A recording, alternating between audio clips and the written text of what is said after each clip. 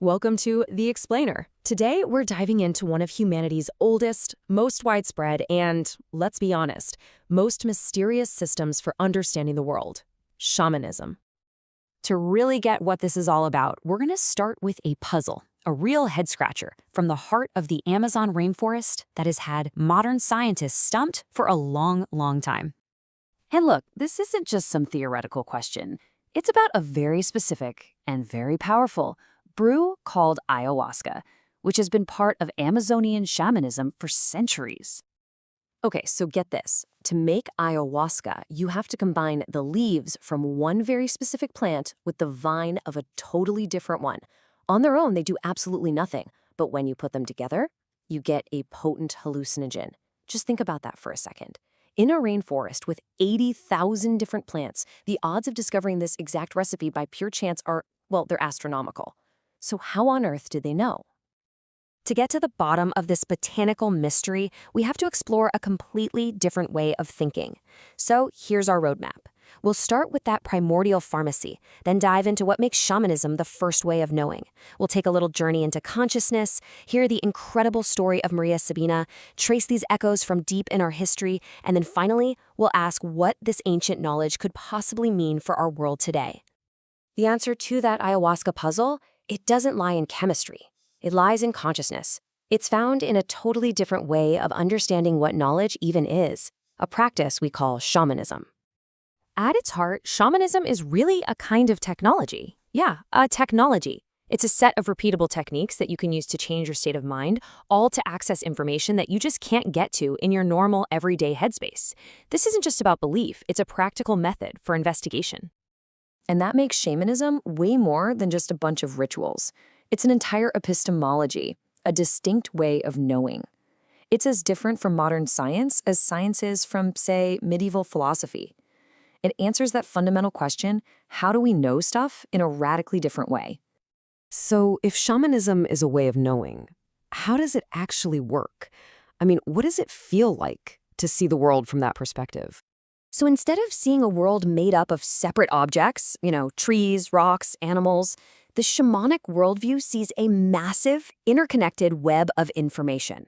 Everything is communicating, everything is sending signals, and these altered states of consciousness are the key to tuning in and actually understanding what it's all saying.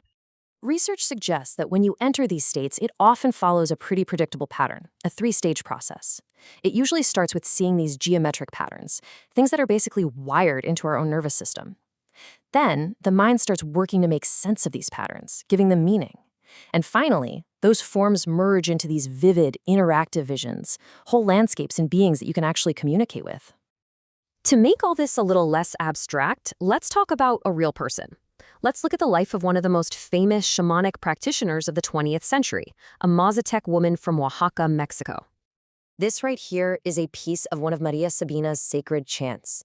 And you have to understand, she isn't speaking in metaphors. To her, she was describing her direct, literal experience during her ceremonies, the actual feeling of flying through other realities, of becoming an eagle, of swimming through the cosmos. Her life was just filled with profound struggle, but also this deep, undeniable spiritual calling. As a sabia, a one who knows, she used psilocybin mushrooms as a sacred tool to heal people. But then, in 1955, she made this fateful decision to share her knowledge with outsiders.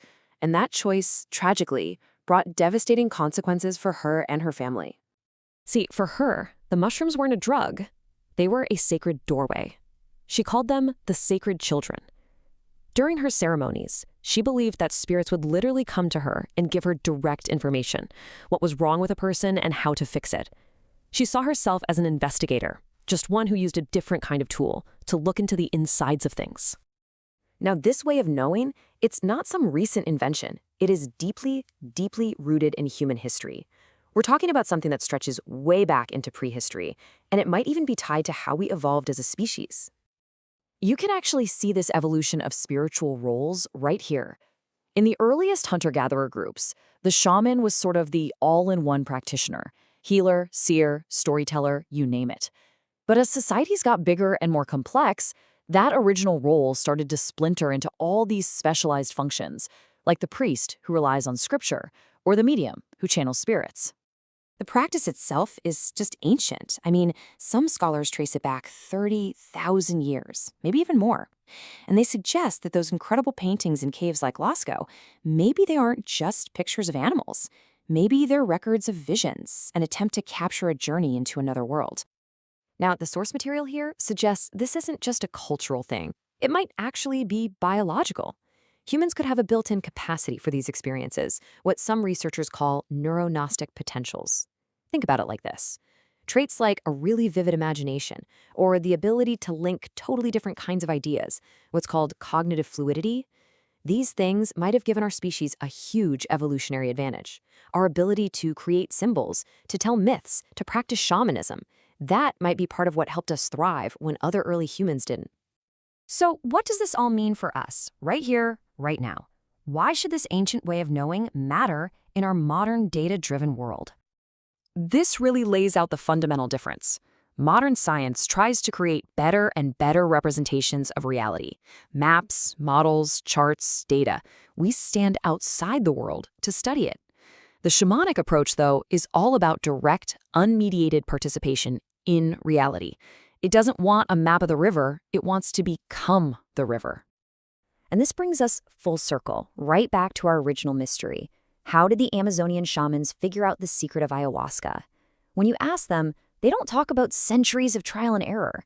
Their answer is much more direct, a lot like this quote from the medicine man Rolling Thunder. They say the plants taught them. They simply asked. The shamanic way of knowing really challenges our modern assumptions. It suggests that maybe knowledge isn't just something we take from the world, but something the world might actually reveal to us, if we just remembered how to have a different kind of conversation. It makes you wonder, are there other valid ways to know our world and maybe even ourselves that we've forgotten?